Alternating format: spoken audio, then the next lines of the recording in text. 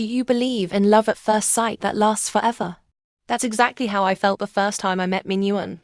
I cautiously accommodated him, preserving his pride with my own humility, like the enthusiastic yet artificial welcome flowers placed at the entrance of a restaurant. Until one day I grew utterly exhausted and chose to let go. It was during the chaos of my life that I met someone else. So, I appeared. To be honest, he stirred a longing within me. He had long seen through my word games, knowing I was greedy, selfish, and prone to avoidance. Yet he still took my hand. Firmly he held me in his grasp, just as always. I received a continuous stream of messages from Mingyuan, but they no longer concerned me.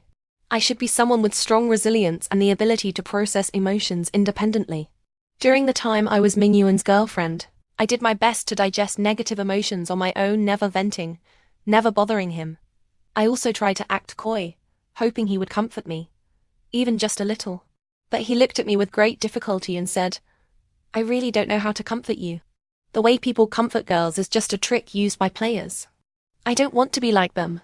Back then, I was convinced that it was normal for a straightforward guy not to know how to comfort someone, and I could teach him slowly.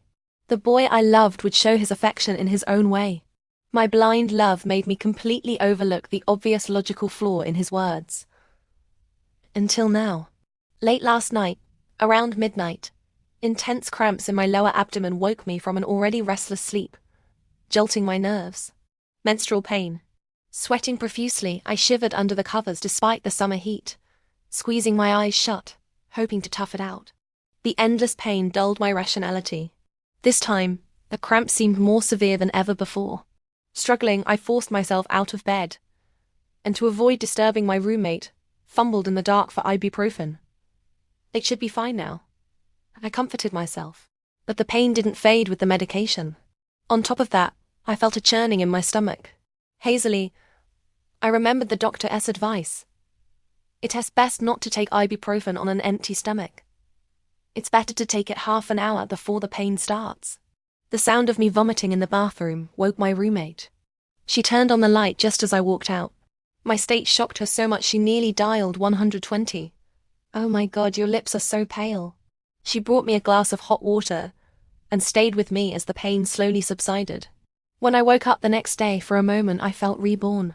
Hesitating for a long while with my phone in hand, I still wanted to tell Minuan about it. He was busy with work and disliked being disturbed, so I didn't dare call him. Instead, I sent a message. I was really feeling unwell and wanted just a little comfort. As dusk approached, he finally replied, "What can be done about it? Go to the hospital." When I saw the message, I didn't feel much inside. We were 1,000 kilometers apart then. I knew distance could make concern feel hollow. As an independent woman of the new era, I shouldn't be so fragile. But he, it seemed, never had. Never comforted me. Never really consoled me. And I never taught him how. Almost instinctively, I scrolled up through our chat history, tracing it back to before we were even together. Whether it was before we were together, before the long distance, or even now, it was always me tirelessly sharing my life, like a chatterbox. And he remained indifferent. I didn't feel particularly wronged. I just felt calm, hollow, nothing at all. I still think of Mingyuan occasionally, even though we've been broken up for almost half a year, and I've met Wenkinian. Our meeting was full of coincidences. The same surname, the same college, both facing the pressures of graduation. The Little Prince and Gojo Satoru, both things I like. That was the message he sent just after we connected on WeChat. My WeChat background was the Little Prince, and my profile picture was Gojo Satoru. But the coincidences between us didn't end there. He said he had seen me before. We had both petted the same cat at another campus, watching it grow from a tiny kitten into a chubby cat. We both couldn't handle spicy food well. Tears and runny noses would follow the slightest taste. Yet we loved challenging ourselves with bold flavors. We both adored pastries, desserts, and tomato scrambled eggs, while avoiding fish mint as if it were poison, convinced its fishy smell couldn't possibly come from a plant. And yet, we had never met before. It felt special. "Feel free to call me for meals," he said. I hesitated for a moment before replying. "Sure." It was rare to meet someone so similar to myself. "There's a casual jam session tonight. I was puzzled. Huh? You know, the group that sings at the sports field every day and gets complained about. That's us. I remembered. There was always a group of people with guitars and other equipment singing at the sports field, attracting a crowd. Whenever I went there to clear my head and find inspiration, I could hear their songs. Curious, but I never approached. Do you want to come listen? When I arrived, there weren't many people yet. He was already standing on the grass in the center of the field, holding a guitar, positioned in front of the microphone. His voice was gentle like a prose poem. That day, I was wearing a burgundy JK uniform, shivering in the evening breeze on the sports field. I didn't dare get too close, so I sat cross-legged at a distance. He seemed to notice me, tilting his head slightly. In the dim light, I couldn't see clearly. Someone was sitting next to him, probably a friend, organizing the equipment. I see you, he messaged me, handing the microphone and guitar to his friend. The one in the white hoodie is me. He jogged toward me, dressed in a white hoodie and jeans. As he got closer, I could see his face clearly. Round glasses framing round, droopy puppy dog eyes filled with warmth. Slightly protruding, full lips that curved upward, like a rabbit's. Kind of cute. Exactly my type. We sat cross-legged on the grass, with him beside me, positioned against the direction of the wind. To block the wind for you, he said with a smile. It wasn't really that cold. I subtly turned my head to observe this boy who shared so many similarities with me. The main lights of the sports field weren't on, and the faint glow softly illuminated his profile. His straight nose cut through the light and shadow like a mountain ridge, making his eyes appear as clear as a mountain spring. He seemed to notice my gaze but kept smiling. I lowered my head, trying to hide it. Just then, his friend finished singing and called him over. I'll sit and play, he said, taking the guitar from his friend. Looking up at me, he asked, what would you like to hear? A little embarrassed, I told him I'd been listening mostly to rap and instrumental music lately, with some English songs mixed in. He sighed helplessly. English songs? You're really making this hard for me. Cradling the guitar, he lowered his head slightly. His bangs fell over his glasses, and his focused gaze flickered behind the lenses. The melody from his hands was unfamiliar yet moving. Watching this scene, I felt a bit dazed. Mingyuan knew how to play the guitar too. I remembered him mentioning it once during a casual conversation. I knew nothing about musical instruments and wasn't particularly interested. When I heard Mingyuan could play, I shamelessly pestered him, saying I loved the guitar and wanted to hear him play. He refused without hesitation. Mingyuan and I broke up last autumn, a month after my birthday. A dry wind swept across the campus, lifting fallen leaves and unsettled dust, leaving everything feeling hollow. My roommate Sijia kept asking me why we broke up. She couldn't believe I was the one who initiated it, suspecting I had acted impulsively and would foolishly run back to reconcile. Why did we break up? I couldn't quite explain it myself. Maybe it was because of the birthday gift. I love chocolate and milk tea. For milk tea, I'd take a 2-hour subway ride and wait in line for 3 hours. I even made a special trip to Changsha just for Cheyenne use. Mingyuan remembered these things. Every year on my birthday, Valentine's Day, and 520, he'd give me a box of chocolate. I thought I must have mentioned repeatedly that I'm allergic to mangoes, but that didn't stop me from receiving mango-flavored chocolate for my birthday. At least he remembered to get a gift. Could I comfort myself with that? When I saw the gift, I remained relatively calm, no tears, no tantrums. I've never been one for making scenes anyway. He didn't like it. With lingering shock and confusion, I simply messaged him stating the fact. I'm allergic to mangoes. And he apologized. I'm sorry. A natural, ordinary process. Once it was over, the matter was closed. It felt as if our conversation was as trivial as saying, good morning.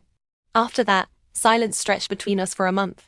I've always been an absolute chatterbox, loving to take photos, share things, write all sorts of emotional sentences and essays. Whenever I saw funny memes on Weibo, my first instinct was to save them and send them to him.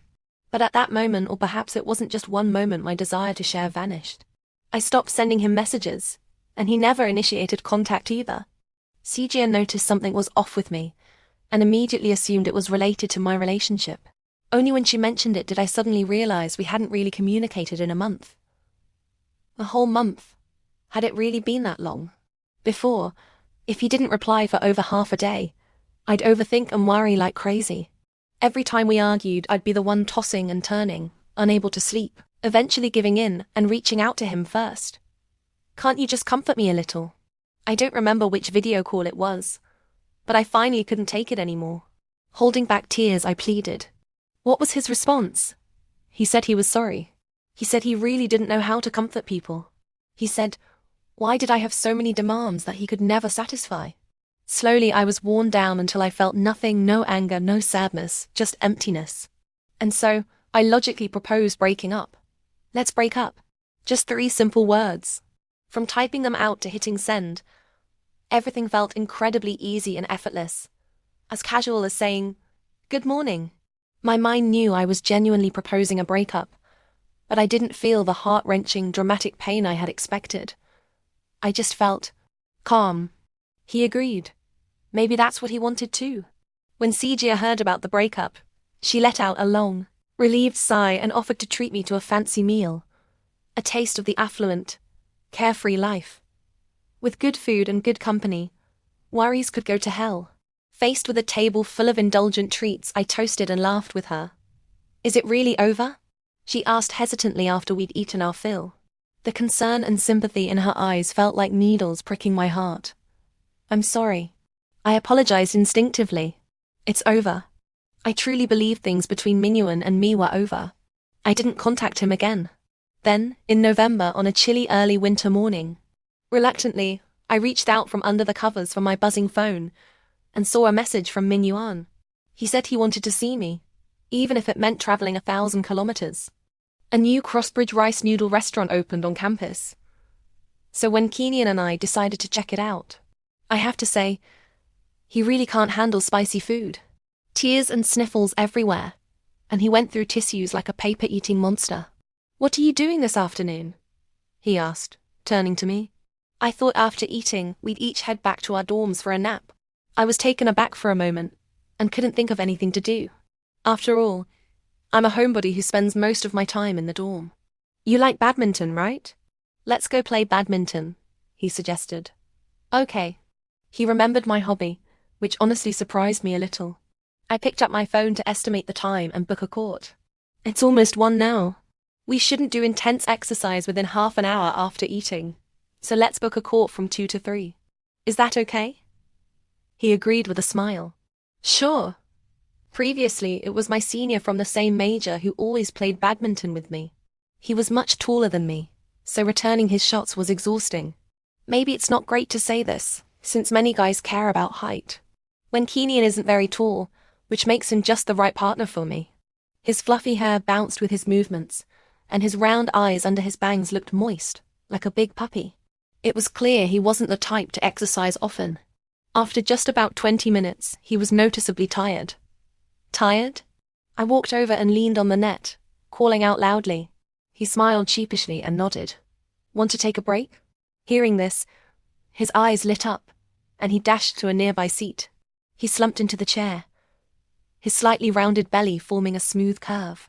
Noticing my gaze, he patted his stomach and added a sound effect. Duang. That's what happens when you love to eat, he explained.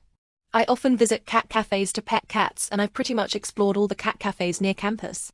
Recently, I found a Shiba Inu cafe and was curious about it, planning to make it my next outing. I could sense that when Keenan wanted to get closer to me. Otherwise, he wouldn't have asked what to do next after the meal. The conversation eventually turned to an unavoidable topic.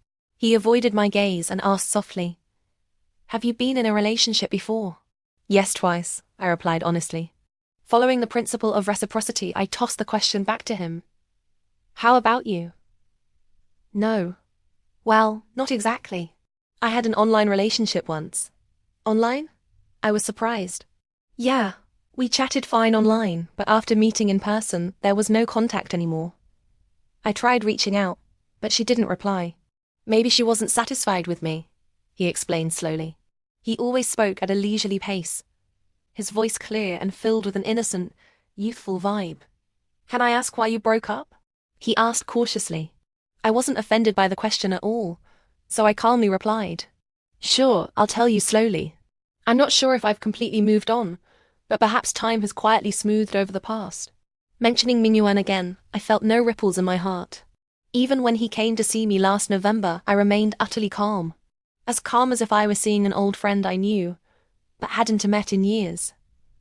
Once very familiar, but now no longer close. He was gentle, but his gentleness was a bit— how do I put it? It felt like he was too gentle, always avoiding me. Never solving problems together. I still remember how Minuan looked when we first met. I remember sharing an umbrella with him in the light spring rain, and how he carefully blow-dried my hair. He was gentle, that's what initially drew me to him. Cultured, gentle, and reserved. But in the end, it was this utterly useless gentleness that disappointed me. I wanted to be somewhat polite after all.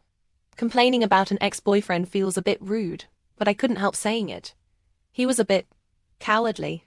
He never directly addressed the friction between us, ignored my anxiety and lack of security, and all my efforts felt like pushing against air. The long-distance relationship made it even worse. I had loved him so desperately and deeply until all my emotions were exhausted. With his indifference, he forced me into numbness. When we met last November, I almost instinctively resisted his attempts to get close. Minuan seemed calm too. He didn't explicitly state his purpose, only saying, "Walk with me one last time." I've never been good at refusing him, and before I could think, my body nodded first. Along the way, he seemed to say something, but I didn't listen carefully. For a moment, I felt as if we were back in the past. But I knew the past could never return. When he dropped me off at my dorm, I turned to leave without looking back. Suddenly he called my name. "Wenjuyu." Surprised, I turned around. "What are you thinking?" he asked, looking lost. "I thought this breakup was like the others, that as long as I came to see you, you'd stay with me." He said it as if it were a matter of course. That attitude felt offensive to me. Right now, I see you as an old friend, someone I know but am no longer close to. "I don't feel anything anymore," I said calmly, restraining myself and avoiding harsh words. His lips moved as if he wanted to say something else. Afraid he might say something that would affect my mood, I spoke first. "I'm going back now." It was November, a bit cold, and we had just walked around most of the campus. I was tired. I briefly recounted my 2 relationships in college, from freshman to senior year, only mentioning how we met and why we broke up. Of course, the focus was on the second relationship. After listening, when Keenan quietly sighed in relief and murmured, "Good thing I don't have issues like that." When I woke up, my phone showed 4 new WeChat messages. Rubbing my eyes, I wondered who would message me so early. It was when Keenan saying good morning. Morning. Followed by a struggling to wake up Kumumon sticker. It had been a long time since anyone said good morning to me. "I just woke up," I replied, trying to sound calm. I got out of bed to wash up and mechanically chewed on the bread I bought last night. My phone started vibrating again. When Keenan sent a message. "I almost missed the bus just now and had to jog all the way." The punctuality champion. Because I'm always cutting it close. All the teachers in my department know me. It's true, bad news travels fast. It was graduation season, and most of us were busy with our graduation projects. When Keenan needed to go to an off-campus lab for experiments, while I was lying in my dorm writing my thesis. I went downstairs to buy a milk tea to perk myself up and habitually took a photo of it. The gradient cheese peach tea, with its soft pink hue, looked beautiful. Driven by the urge to share, I sent the photo to Keenan. He replied quickly, and we chatted intermittently about milk tea and food for a long time. I realized he was also a chatterbox, typing at lightning speed. I complained to him that I was craving bullfrog, and he comforted me, saying we could go eat delicious food after graduation. Graduation. It always felt far away, but in reality it was only a few months left. I used to have many beautiful fantasies about graduation, but as it approached, I only felt confused. "Do you have plans for a graduation trip?" I asked. "Not yet. Still going bald over experiments." "True," I sighed. "Graduation projects are murder. Is there anywhere you'd like to go?" I thought about it but couldn't name a specific place. Not really. Before, I wanted to go to Changsha just for Cheon use basically, just for milk tea. I'd like to go to the seaside, or maybe Chengdu. Coastal cities have lots of good food too. "Oh no, I only care about eating." "Me too. Chengdu has lots of food and you can see red pandas there.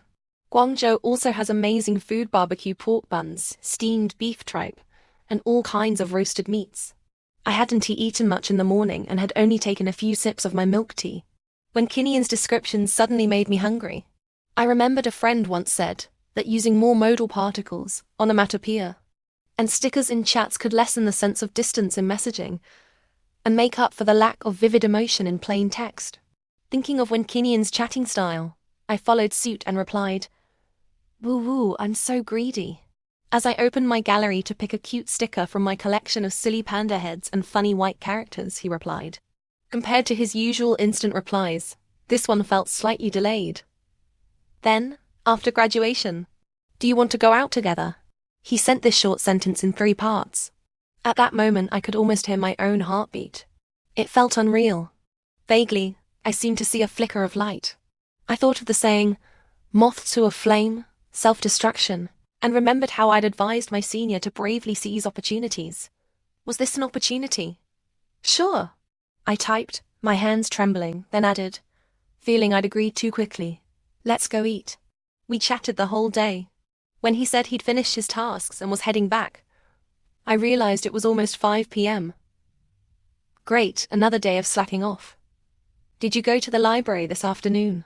When Kinian suddenly asked, I smiled awkwardly and replied honestly, "No, I was lying around in my dorm." "So, how much of your thesis did you read this afternoon?" "How could you even ask that? Weren't you the one chatting with me all this time?" I decided to play dead and avoid the question. He didn't press further. "Are you going to the library tonight?" I agreed. "Okay, but I have badminton plans with a friend later, so I'll have to leave around 9. I had arranged to play badminton with my senior in the evening, our usual exercise routine. At the library, I still slacked off sometimes, but overall, I was more productive there than in my dorm. Unfortunately, I'm a socially anxious introvert who prefers hiding in my dorm. Or maybe I'm just lazy. When Kinian sat across from me, occasionally, when I looked up, I'd see him staring intently at the screen, his chubby little hands propping up his face. I thought my glances were discreet after all. It was just a slight shift of my eyes, but he noticed anyway. He smiled, then looked down. A moment later, he shared a particularly gentle instrumental piece with me. After being caught, I focused on reading my thesis. Around 9, I told when Kinian I was leaving, and started packing my bag. "I'll walk you back," he said. I blinked, then nodded. "It's a chance to walk with you a bit longer," he said with a smile. Back in my room, I quickly changed, put on my knee pads, and slowly headed downstairs with my badminton racket. Badminton is one of my few hobbies. I received a message from Wen Kinian. "What's your favorite flower?" I was puzzled. I've never paid much attention to flowers, and his question caught me off guard. After thinking for a while, I finally said, "Osmanthus. You can use it in pastries. It's delicious," I explained. "Agreed. I love osmanthus too. My family stores dried osmanthus every year and sprinkles it in sweet rice ball soup. It smells amazing." The conversation drifted back to food. After a few exchanges, when Kinian steered it back, "Any other flowers you like? Ones you just look at, not eat?" Then I really had no idea. I can't even name many flowers. He sighed helplessly. "Forget it, you fool. Asking you is pointless. The most stressful parts of graduation season are the thesis and job hunting. Last week, I attended a dual selection job fair. I didn't have high hopes. My major is notoriously difficult for employment, and I don't have much competitive edge. The failures from last fall's recruitment season are still fresh in my memory. Rows of red tents almost filled the entire sports field, with a constant stream of people flowing between them. A huge poster stood below the main stage, listing the names and numbers of nearly 400 companies participating in the fair. Numbly, I followed the crowd, glancing at each tent's company name and recruitment preferences. Amidst a sea of positions related to surveying, mapping, materials, and electronics, I spotted one for copywriter, a job completely unrelated to my major but closely tied to my interests. I paced near that tent, occasionally stealing glances, pretending I wasn't too interested. It was the HR lady who approached me first. She saw my intent, strode over through the crowd, and handed me a flyer with practiced ease. What's your major, student? Environmental science. Environmental science. The formulaic smile on her face froze for a moment. I knew I didn't fit her expectations. Professionalism kept her from turning away, and she continued introducing and asking questions. Do you have a resume with you? I quickly opened my backpack and handed her my resume, nervously following her to sit inside the tent. She held my resume, her brow slightly furrowed, but occasionally her eyes lit up, and the corners of her mouth lifted. I could see her dilemma. Student Wen, you have creative experience, have submitted articles, published works, and have some copywriting skills. But your major? Well, our company has requirements regarding majors. In principle, we only recruit Chinese language and literature, journalism, public relations, and related fields. Classic praise before the rejection. Back in the dorm, CJ asked about the job fair. Any companies you're interested in? I know you don't plan to stick with your major, she asked, eating double-layer steamed milk pudding, her words slightly muffled. There's one, but they might not want me. Might not means it's not decided yet. What if there's a chance? What's the job? Copywriting and planning. She looked up abruptly, dropping her spoon into the bowl. That's great. It's exactly what you want to do. Don't you like writing? Yeah, but they said they don't recruit people from my major. She was puzzled. I mean, you have the skills. Why does your university major matter so much? Are they that strict? I thought for a moment, then explained the situation to Sijia. Actually, the HR lady gave me some hope in the end. She clearly said she was very satisfied with me because of my copywriting skills and work experience. The only issue was my major. I'll go back and ask our supervisor, then give you a reply later. That's what she said. So there's still a chance. Don't worry too much. Sijia comforted me. My advisor messaged me to come see him. I sighed, shouldered my laptop, and went to face my doom. Sijia looked like she wanted to say something but didn't, continuing to eat her pudding. My graduation project had made zero progress. The topic assigned to me was a completely new field I'd never touched before, far removed from my major courses. Mathematical modeling and software I'd never used before, and time was tight. I hadn't made any progress, and my teacher was getting anxious. Will you even be able to graduate at this rate? I didn't know. I've always been a weak person. Seniors always said teachers wouldn't make it too hard for students, that failing to graduate was unlikely. I believed them, but my mood was still low. Have you secured a job? My advisor asked as I was leaving. I shook my head. My senior, knowing I'd been under a lot of pressure lately, sat and chatted with me for a bit after badminton. This time, let me support you, he said. Thanks. The senior's situation was similar to mine. He broke up last year, having spent too much energy on an unequal relationship.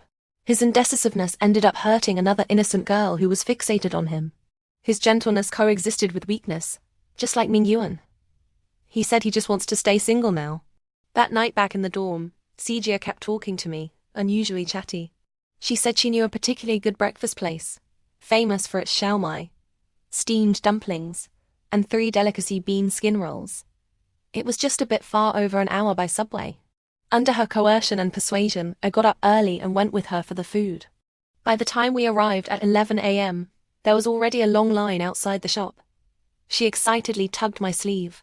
Look, this is the place. A local shop over 20 years old, super delicious. That's why there's such a long line. I glanced at the queue. Mostly middle-aged and elderly people. It definitely seemed like a reputable old establishment. Let's order 2 portions of xiaomai and 2 of bean skin rolls. That'll be enough. I'll go pay first, then you take the receipt and queue. The xiaomai and bean skin rolls are separate lines. You queue for the xiaomai. It's faster. After the plan was set, she dashed to the cashier. 20 minutes later, the xiaomai were ready. They didn't look particularly appealing, but the aroma was tempting me to sin. For a moment, I had the thought of devouring them all myself. Carrying 2 heavy, steaming plates of xiaomai, my stomach growling, I went to discuss with Sijia. How about we take turns eating inside? You go first. I'll queue here for the bean skin rolls. Sure. She agreed immediately. Then I'll take these in first and find a seat. About 5 or 6 minutes later, Sijia rushed out just before I starved to death to swap places. The seat next to the cashier. My bag is on the chair. I rushed in immediately. The shop looked like an ordinary hole in the wall, with old decor and furnishings, exuding the sense of vicissitudes of old houses from 90s movies. But honestly, the food was excellent. The xiaomai was soft, glutinous and rich in flavor, with thin wrappers and generous fillings. The umami of shiitake mushrooms blended perfectly with the savory seasoning of the glutinous rice. The only downside was that it got a bit greasy after eating too much. I took Sijia's bag and went out to queue with her for the bean skin rolls. Midday, scorching hot, and after eating the somewhat greasy xiaomai, we were both thirsty. Sijia's eyes lit up as she looked at me. Want milk tea? I just found a Yidian nearby on Mate 1. Matcha latte, no toppings, medium cup, no ice, 30% sugar, thanks, I said in one breath. She tossed her head, opened her umbrella, and prepared to leave. No need to be polite. I'll go buy it. You keep queuing here. Is it far? Not far. Less than a kilometer. With that, she scurried off. 5 minutes later, she sent another message. Want Boss Bakery? Was that even a question? I immediately replied, yes. Anything else? Cheese pastry and mochi. Got it. 10 minutes later, just before I died of thirst, she returned with milk tea and a big bag from Boss Bakery. Together we carried the 3 delicacy bean skin rolls back into the shop and sat down. The outer egg layer of the bean skin rolls was a thin, crispy shell with a rich egg flavor. The umami of the shiitake mushrooms was fully brought out by the frying, blending into the glutinous rice, paired with tender, non-greasy meat granules perfect. After eating, we leaned against each other, burping contentedly. She patted my shoulder. See? If you're good to your girlfriends, they'll only be better to you. But if you're good to stupid men, they'll just think they're hot shit. I knew she was referring to Ming Yuan. I smiled, took a sip of milk tea, and didn't say anything. The shop was crowded and noisy. Suddenly, I felt a bit dazed. It had been so long since I last went out with Sijia. I'd wasted too much time and energy on Ming Yuan. Back in the dorm, we were exhausted. Are you showering? Sijia slumped into her chair. I was already lying lifelessly on my bed like a dead dog. You go first. I don't want to move. Okay, I'll go first then. The air conditioning was on in the dorm. The temperature just right, the pillow soft. A bit of drowsiness crept over me. Half asleep, I faintly heard my phone vibrating. Gradually, I picked up my phone and found an email and a text message. They were about the same thing. I read them several times before daring to believe it. It was a notice for the second round of interviews for the copywriting position.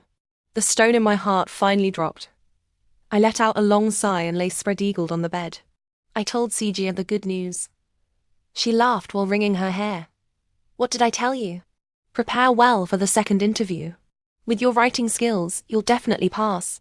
The whole afternoon, we lounged in the dorm with the AC on, idling away the time. I woke up from a nap, lying in bed, happily ignoring my thesis. I felt like I was about to become a total couch potato. My phone vibrated twice. It was a message from Wen Kenian. Going to the library. I received a message from Ming Yuan, which was quite unexpected. He asked about my job search, and which city I wanted to settle in eventually. I didn't really want to reply. The first time I broke up with Ming Yuan was not long after we got together, maybe 3 months. My memory is a bit fuzzy now. I was very honest with him too. When he asked about my past relationships, I told him I'd had one before. He was very bothered by it, saying it was because he was in his first relationship. He hoped his girlfriend would be a blank slate too. I didn't say anything. The topic of my ex became a thorn between us. When we were out shopping once, he pointed to a light camel-colored dress and asked me to try it on. I shook my head almost in panic, saying I was too fat. It wouldn't suit me. Am I fat? I don't know either. My first boyfriend was very controlling, often criticizing my weight, saying things like, "You're lucky to be with me." Ming Yuan's smile vanished immediately. He knew I was thinking about my ex. I know you're sensitive and I'm trying to be mindful. But why should I bear the consequences of your ex? It's not fair. He wasn't wrong. I didn't argue. Relationships are often about learning from past experiences. I used to be willful and self-centered. If not for my first relationship, I wouldn't have become this well-behaved version of myself. He kept emphasizing that he was a first-timer, and I wasn't. Seeing how much he cared about my past a flaw I couldn't change, I suggested breaking up. The next noon, Mingyuan came to see me, hugged me, and cried, saying he hadn't slept all night. Why break up when we've come this far? He looked wronged, as if it were all my fault. Come this far? We'd been together less than 2 months at that point. I didn't understand either. Since I didn't meet his expectations and he cared so much, why continue? But he cried. My heart softened and I agreed to get back together. After that, I was always careful, burying my past and rarely voicing my grievances.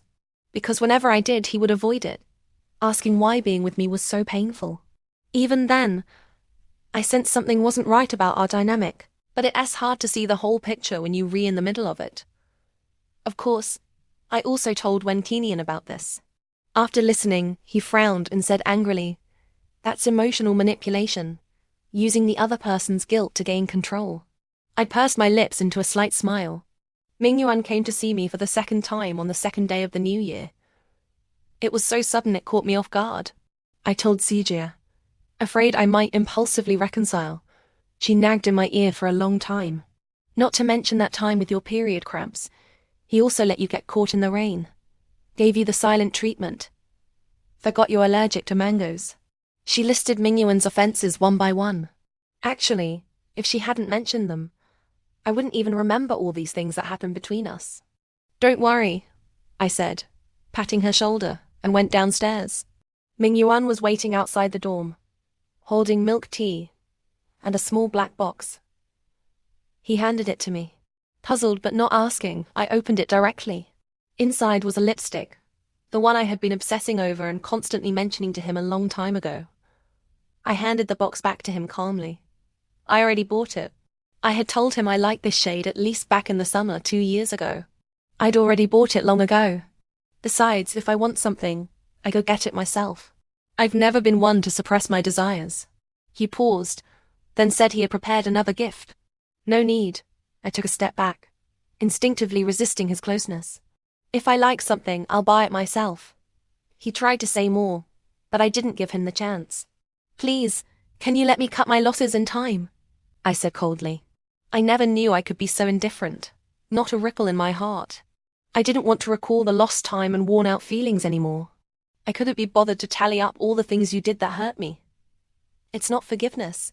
I just don't want to waste any more energy on you. I'm going back. I'm busy. You won't even give me a little time now, he accused. I ignored him and went straight upstairs. He said he understood that the best ex is one who disappears from the other's life, and that he wouldn't bother me again. But he broke his promise. Not entirely surprising, since it wasn't the first time he went back on his word. Mingyuan's sudden contact didn't affect me much. The next day, I got up early for the second interview. It was offline, quite far from our campus. The interview consisted of a written test and an oral interview. The person who received me was still the same HR lady from the job fair. She wore her professional mask-like smile, watertight. She told me she was very satisfied with my written test results, as were her colleagues. Although she praised me, she never got to the actual result of the interview. A sense of unease crept into my heart. Sure enough, after all the compliments, she gave me an apologetic smile, looking genuinely regretful. Maybe she really was regretful because she said my written test score was the highest. I asked our supervisor. Unfortunately, he said we only recruit fresh graduates from Chinese language and literature, journalism, and related majors. The same reason again. I clenched my teeth, took a deep breath, pressed my tongue against the roof of my mouth to force my lips into a very polite smile. Okay, thank you. Sorry for the trouble today, I said. Actually, I really wanted to ask. If that's the case, why notify me for the second interview? But the answer to that question probably didn't matter anymore. The HR lady's lips moved as if she wanted to say something more, but ultimately, she didn't. Let's go. I'll take you to collect your things. Sorry for making you come all this way. On the way back, I felt dazed and disoriented. Honestly, I felt a bit played.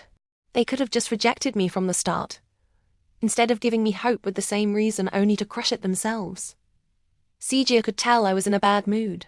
In her eyes, my bad moods were mostly related to Mingyuan.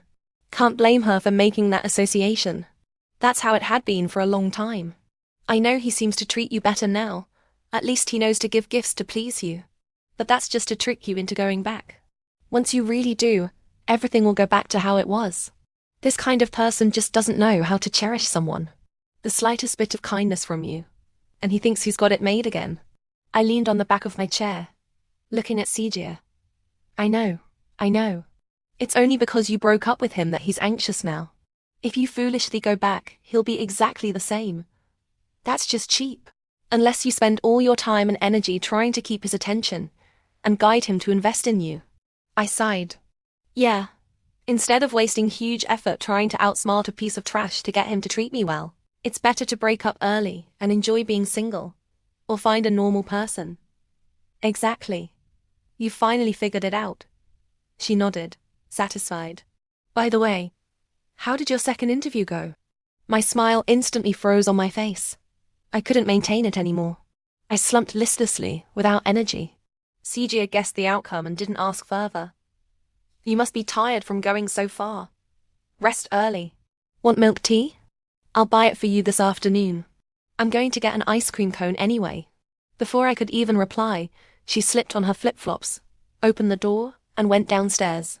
I took a shower, put on my nightgown, and sat on my bed playing with my phone, trying to distract myself. Want to call? When Keenan suddenly sent a message. I'll sing you a song. Late at night, when all was silent except for the constant buzzing of my phone. Are you asleep? Sijia's sudden voice startled me. My phone almost fell onto me. No. I heard your phone buzzing non-stop and thought you'd fallen asleep, missing someone's calls. I quickly switched my phone to silent. Oh no, I'm chatting with someone.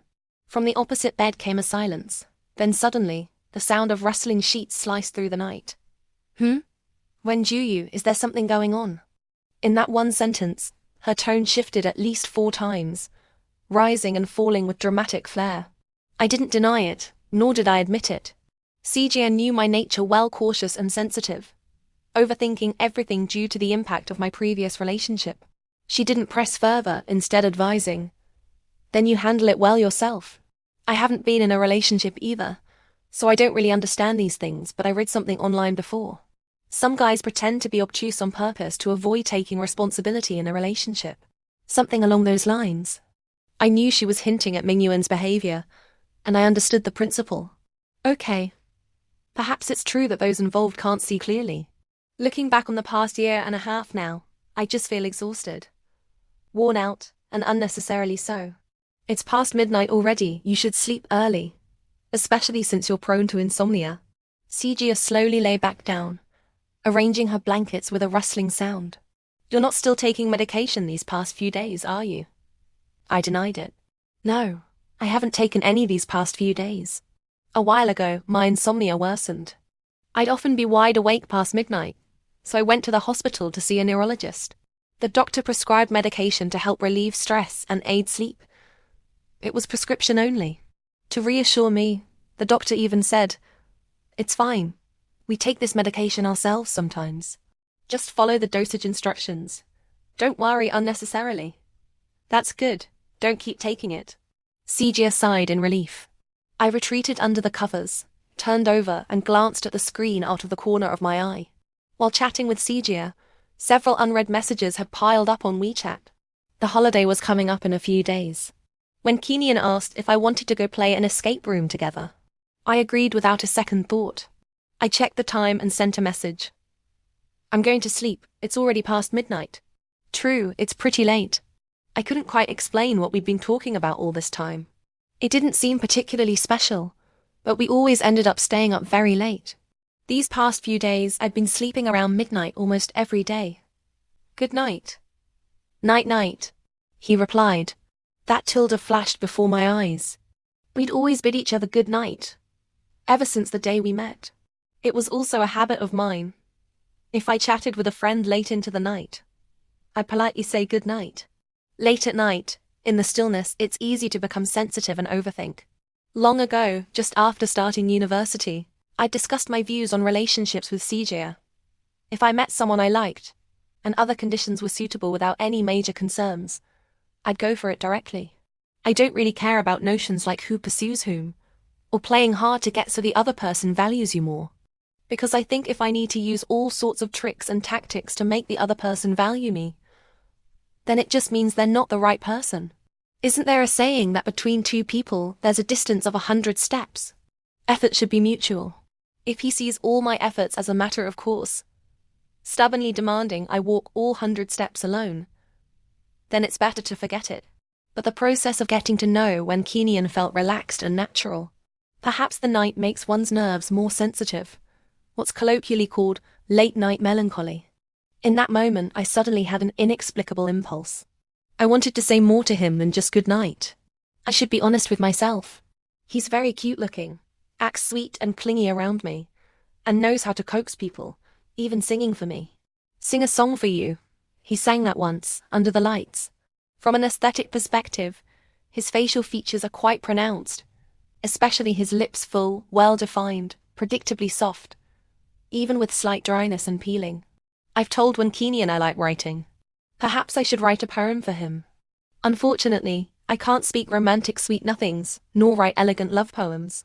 I admit I'm an utterly mundane person, filling inner emptiness with madness and indulgence, unabashedly desiring him.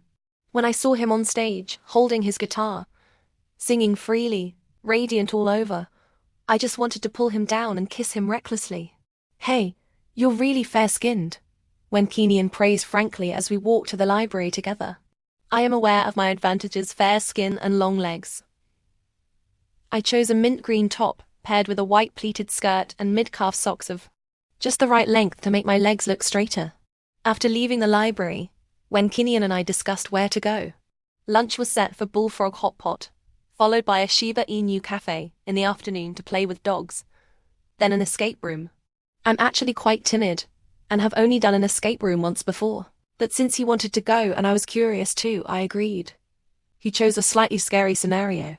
After booking the tickets, he looked at me, his tone almost coquettish. "Actually, I just wanted to go with you." I averted my gaze, propped my chin on my hand, and blinked rapidly. I actually like it when he flatters and fawns over me. When I was with Ming Yuan, I suppressed my desires, acting like an innocent junior. But deep down, I prefer to retreat to advance, to hold the initiative in a relationship, attracting the other person through temptation. Is that considered being a fisher? The day before we planned to hang out, when Keenan went to a music festival with friends. He loves music. I don't know much about it, so I just added the songs he sang to my playlist and scrolled through his social media for music he shared. I found his NetEase Cloud account. Just as I was about to explore his taste through his listening history, I discovered he had already followed my account. A bit unexpected. Tong Yang, Wan Qing, Pu, Jiang Weiwei, New Pants. I silently noted down these names. The first song he sang for me over the phone was called Yong An Li. The day before we were to meet, he told me somewhat pitifully that the music festival was far away. They had to leave in the morning, and he couldn't have lunch with me at noon. Why would I mind that? "It's fine, be careful." After a while, he replied, "I just bumped into a pole while texting." Laughing to death. Maybe my mouth is predictive. That night, I spent at least an hour thinking about what to wear the next day. My closet was in a mess from my annoyance. Even Sijia couldn't stand it. I wanted to wear a dress and Mary Jane shoes, but worried it might be inconvenient in the escape room. So, when Keenan saw me the next day, I was in a devilish mix of a short, bright-coloured cheongsam and pastel-coloured sneakers. Convenient for movement, yet flattering to my figure. For a pear-shaped body, the waist-to-hip ratio and a smooth, graceful curve are the biggest weapons. It was about an hour's subway ride to the Bullfrog restaurant. He had been to the concert the day before, and I hadn't slept well last night. Both of us were drowsy. "You can lean on my shoulder," he said softly. I didn't stand on ceremony and leaned against him quite openly. Outwardly calm, inwardly my mind was a jumbled mess, my breathing even quickening slightly. His shoulders were broad and rounded, very comfortable to lean on, not uncomfortable at all. He woke me up as we neared the station. Actually, I was already awake but didn't want to get up. harboring all sorts of little thoughts while pretending to sleep. Perhaps my insomnia was really bad last night. I actually took half a pill. Maybe it wasn't very effective. My second bout of sleepiness hit at the Shiba Inu cafe. Surrounded by a bunch of fluffy, lively, food-motivated dogs, the cozy environment was truly relaxing. Do you want to feed them? When Kenyan handed me a paper cup with boiled chicken breast and chopsticks, my drowsiness vanished instantly. I'd read somewhere before that, while Shiba Inus look cute, they are actually a spirited breed. I was a little afraid, my hand hovering in mid-air without taking it. Don't worry, they're very well behaved. Just use the chopsticks or hold it flat in your hand. I hesitated for a moment, then shook my head. He leaned in with a smile. Do you still want to have cats or dogs in the future? Well, that was forcing the issue. Bracing myself, I took the cup and chopsticks, pinched a bit of chicken breast and held it flat on my palm. An almost pure white Shiba Inu, drawn by the smell, came over, completely unafraid, and buried its head in eating. Its warm, wet tongue and lips brushed against my palm, ticklish. So scary. I smiled without answering, continuing to feed the dogs. After feeding them, I got sleepy again, or maybe it was because lunch had been filling. We had about 2 hours before our scheduled escape room. I tilted my head to look at Wenkenian beside me. He was rubbing a black Shiba Inu's head. His profile was nice to look at, an excellent nose bridge. Smiling eyes like clear springs. Sparkling. And I like things that shine. Perhaps I was too drowsy to think clearly. I leaned my head on his shoulder again. After all, he had allowed it on the subway. He didn't move, just kept using his other hand to pet the dog. Consider it tacit consent. I simply settled firmly against him, closing my eyes as if resigned to my fate, wrapping both arms around his arm, just like I hug a pillow when sleeping at home. Thankfully, he didn't protest in any form. When Kenyan became completely still, sitting quietly as a human pillow, even subtly lowering the shoulder I was leaning on to prevent me from sliding off, I dozed for a bit, then quietly opened my eyes. When Kenyan wore a smile, not speaking, just looking at me from the corner of his eye, his gaze filled with flowing starlight. Around us were the tap-tap footsteps of Shiba Inus and the voices of other customers and staff. Everything reached our ears. Everything surrounded us, yet seemed unrelated to us. As if only we belonged to this time together. Our escape room was scheduled for 3:30 p.m. A little past 2 p.m., I sat up straight and stretched. Awake? I nodded, smiling with pursed lips. Let's go for a walk outside, he suggested. Okay. The weekend commercial street was packed, mostly students from nearby schools. We first went to find the location of the escape room for later. Walking beside me, he told me with a hint of smugness. Lots of girls were looking at you just now. I was wearing a cheongsam. Of course it stood out. They must have thought you had great temperament too. I couldn't help but laugh, then desperately try to act reserved to stop myself from laughing out loud. After all, who doesn't love being praised? Out of the corner of my eye, I spotted a girl with a cat ear headband walking past not far ahead. That fleeting glimpse instantly ignited my desire to get the same style. I turned my head excitedly, pointing in that direction and exclaiming in a low voice. Did you see that girl who just walked past? The cat ear headband, super cute. Which one? Oh, I see it now. It is cute. What, you want one too? I nodded generously, blinking at him. Okay, let's go find it.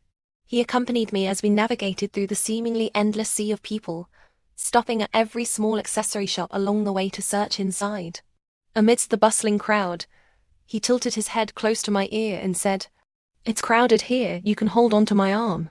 I immediately reached out and linked arms. "So we don't get separated," he explained.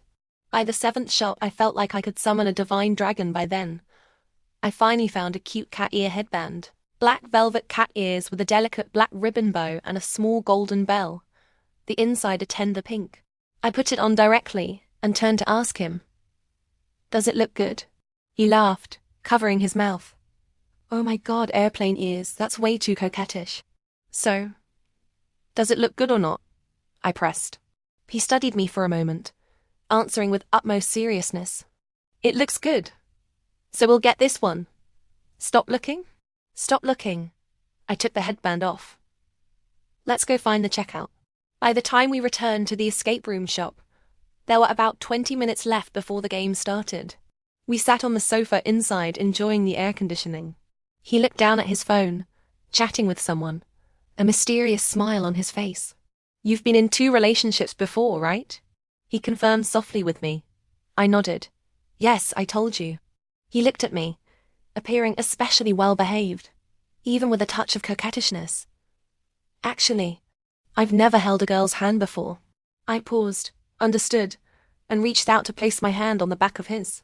He promptly turned his hand over, interlacing our fingers tightly. That day, even when stumped by puzzles in the escape room, the corners of his mouth never fell. The day's itinerary started with the bullfrog I wanted to eat, went to the Shiba Inu cafe I was interested in, then accompanied me to search all over the street for the cat ear headband, experienced a slightly scary escape room, and went to my favorite milk tea shop and bakery.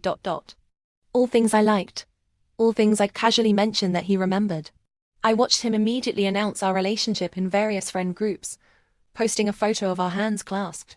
The angle was particularly straight guy photography, full of that typical clueless guy photography vibe.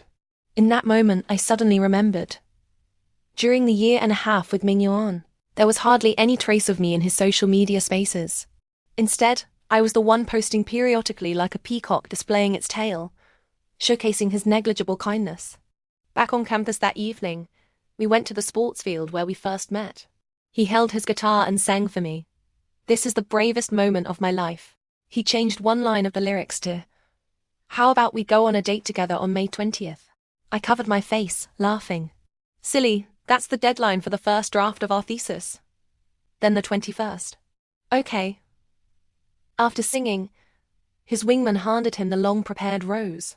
I suddenly remembered him asking me before what kind of flowers I liked. So that's what he was planning.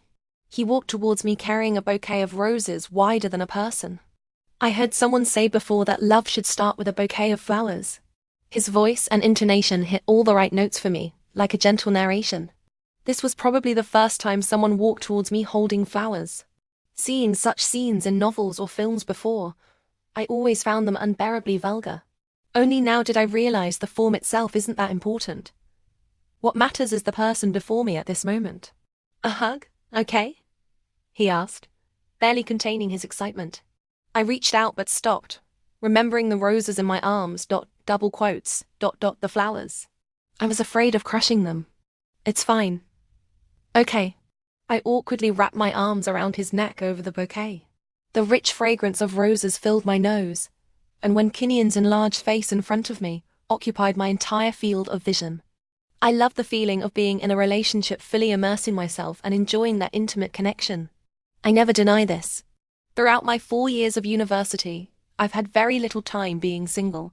The night when Kinian and I made it official, I nervously moved closer to him and asked in a deliberately timid, soft voice, "It might not be the best time to bring this up now, but I want to lay everything out clearly from the start.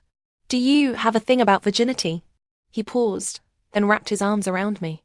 "I think just meeting each other is already a stroke of luck." That was an answer I hadn't considered. I hoped he meant it. That same night, almost all of his friends and family learned about me, his girlfriend. After that, nearly every one of his social media posts was related to me. One evening, tired after studying at the library, we went to the sports field to catch the breeze and feed the mosquitoes. "You've included me in your future plans too, right?" He spoke slowly, pausing every few words to observe my expression. Truthfully, I didn't dare think that far ahead. I've always been an overthinker, greedy, selfish, yet fond of wrapping myself in an innocent facade. I looked at him and nodded. This wasn't the time to deny it. By then, my desire for him had clearly taken the upper hand, still lingering at the stage of liking. On the dimly lit field, he sat beside me, leaning against my shoulder, the atmosphere ambiguous. He had just finished singing, and his already dry lips showed faint signs of cracking. "Why are your lips so dry, even in summer?" I asked, pulling out a tin of lip balm from my bag. Without a lip brush, I used my pinky nail to scoop out a small amount and applied it to his lips, gently smoothing it with my ring finger, just as soft as I imagined. His breathing noticeably quickened, warm and damp against the back of my hand and my cheek. You're really gentle. I didn't reply, just smiled at him, letting my gaze travel slowly from his lips up to meet his eyes unashamedly. After applying the balm, I screwed the lid back on, tucked it into my bag all in one smooth, natural motion. His friends were singing nearby, too busy to pay us any attention. A mischievous thought crossed my mind. It was about time to reveal a part of my true self.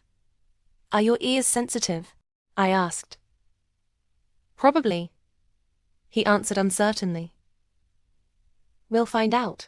I leaned in, wrapping my arms around his neck. I love holding someone this way, which is why I don't prefer him as much taller than me. His height was just right for me, especially since we were both sitting. I pressed close to his ear, gently catching it between my lips and exhaled slowly. I distinctly felt his body stiffen. I chuckled softly, then extended my tongue. What did cat ears taste like? I couldn't quite remember. It had been a childhood snack from long ago.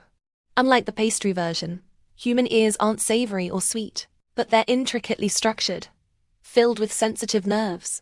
When I let go, he nearly collapsed against me, wrapping his arms around my waist.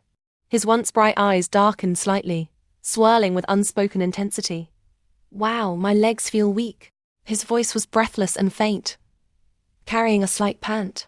I explained matter-of-factly, my tone cheerful. I love licking ears. Then I playfully blinked and whispered into his ear again. I want to lure you to a secluded corner. He froze, leaning back to look at me with startled eyes, though his voice remained as sweet as ever. Sis, do you want to have your way with me? This time, I was the one taken aback. I hadn't expected that reaction. With his adorable round puppy dog eyes, I'd initially worried I might scare him off. But now I understood. This boy with a baby face, my boyfriend Wenkinian, was just like me. In a sense, he was a pervert too. After Wenkinian and I made our relationship public, Mingyuan came to see me once. His intention was clear, he wanted to meet. I suddenly found it somewhat absurd. There was a time when I'd toss and turn waiting for a reply from him.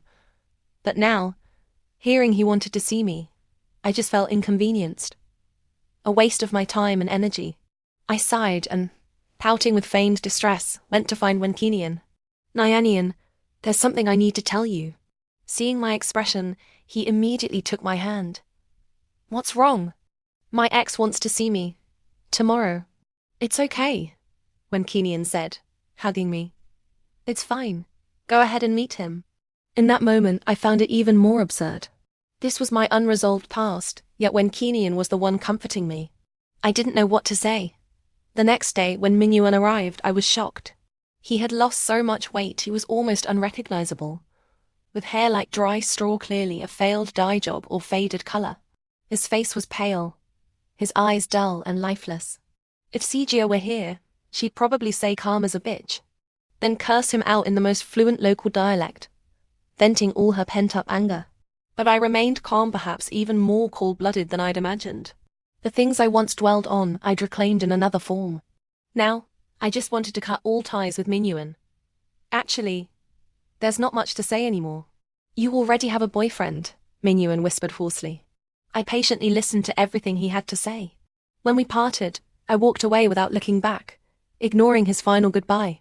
I guess I still hold a grudge. I didn't even want to grant him that last bit of dignity or courtesy. It's over, I texted Wenkinian. That fast? I'll come find you. It's so boring playing games in the dorm, I keep losing.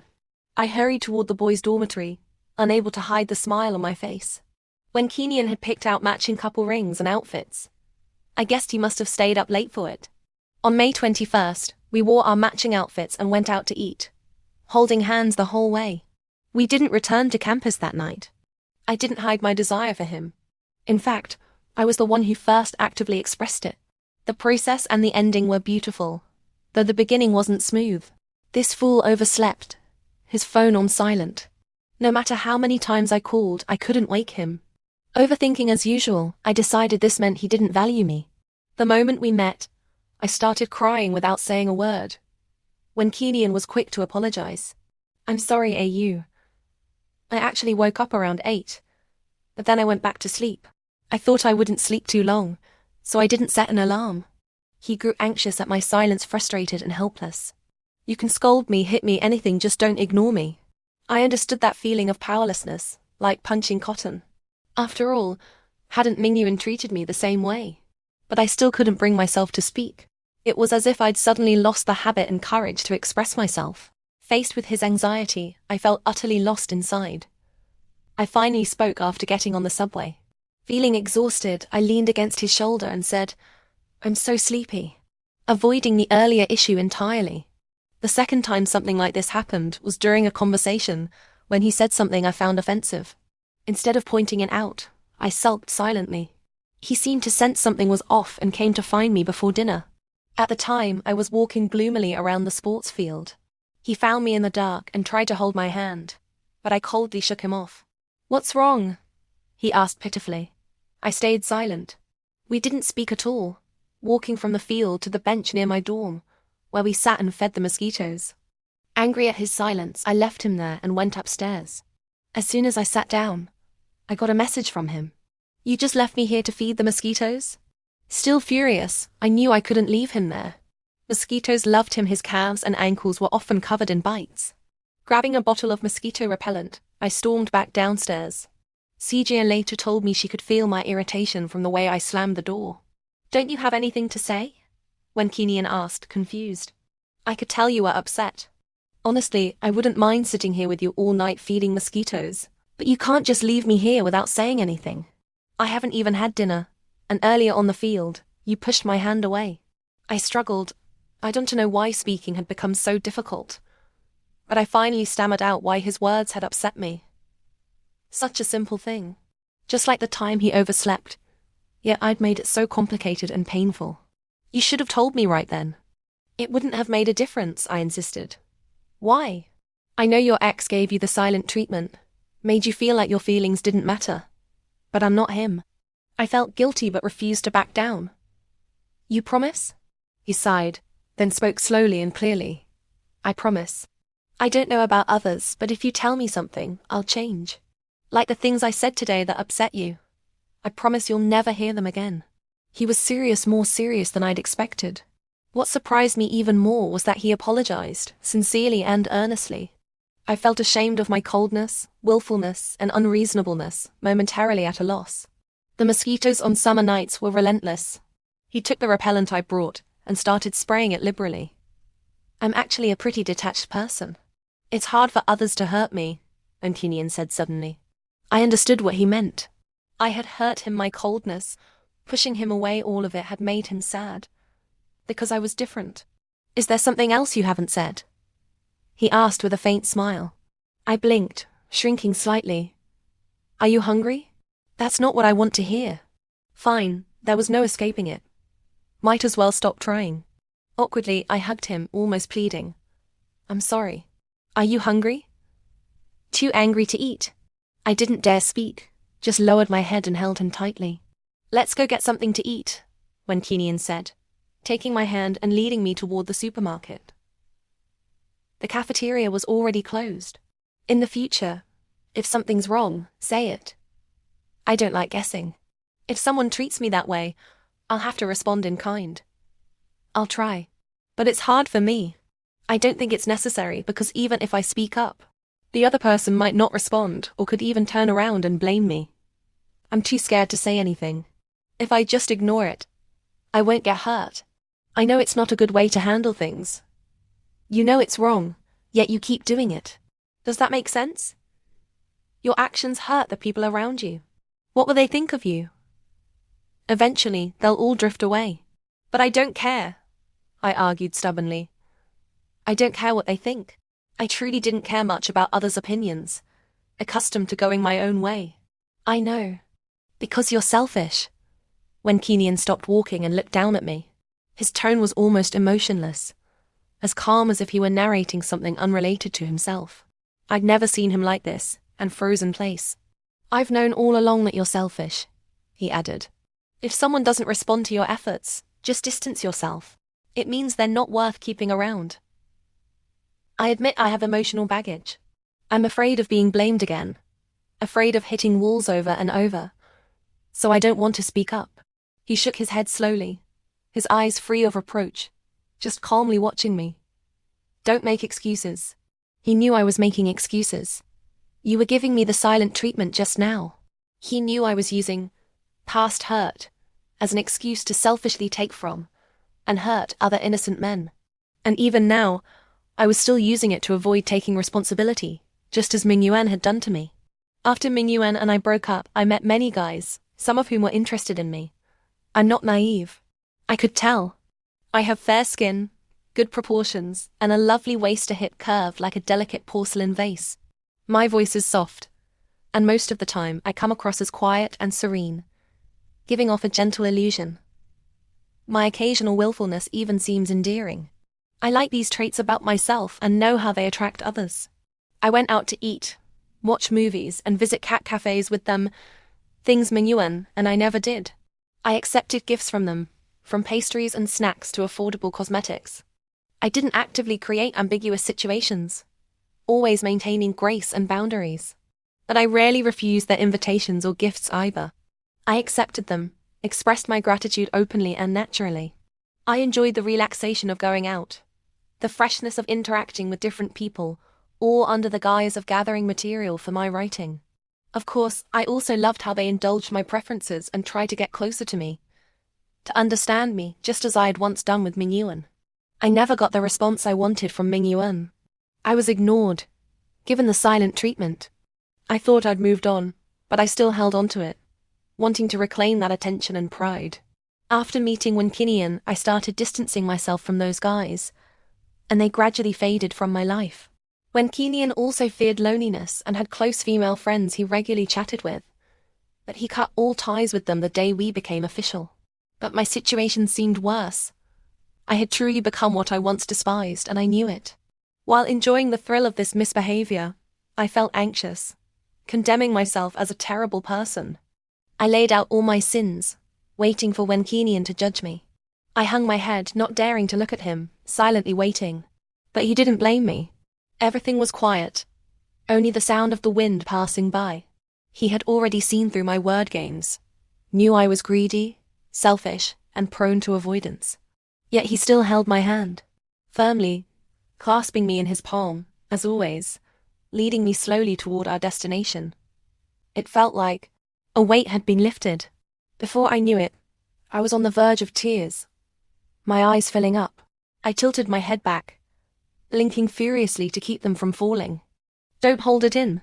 I stared blankly at Wen Qinian, at those calm, unruffled eyes.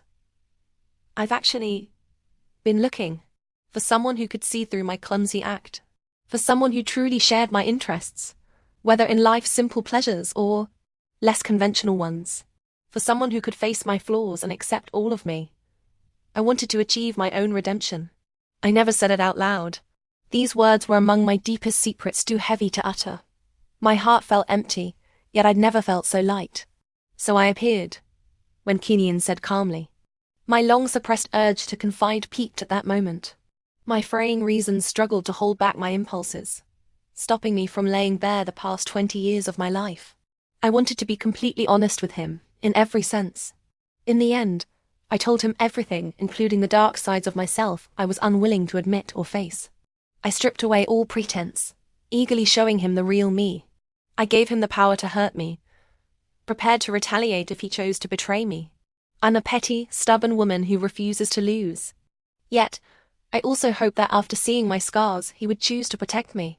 There is a saying online: an adult's emotional breakdown happens in an instant. In that moment, I broke down sobbing, without a shred of dignity. Wen Qinian quietly rummaged through my bag for tissues and handed them to me without a word. Secretly, I wished he would wipe my tears for me. I couldn't resist that kind of silent tenderness. He waited until I finished crying. He led me back to the bench downstairs. I sat on his lap, crying until I was breathless, gradually calming down. I'm not saying this because I expect you to change overnight.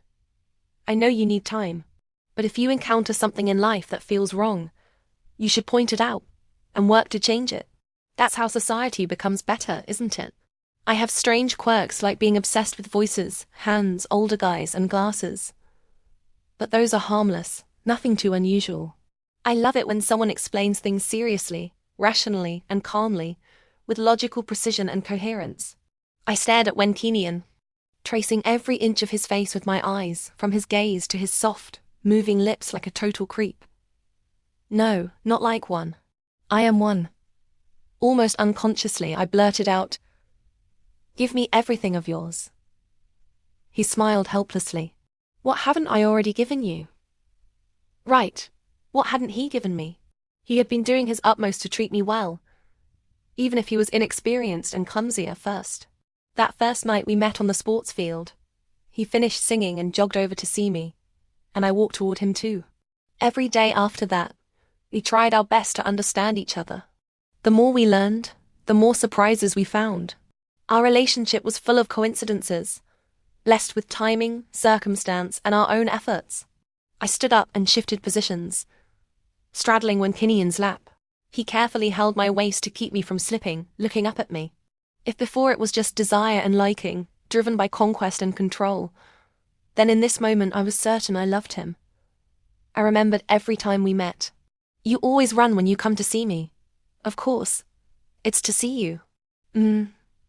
I cupped his face, my thumb brushing over his lips, then leaned down and kissed him with a reverence I'd never felt before. This was the mutual commitment I had always wanted.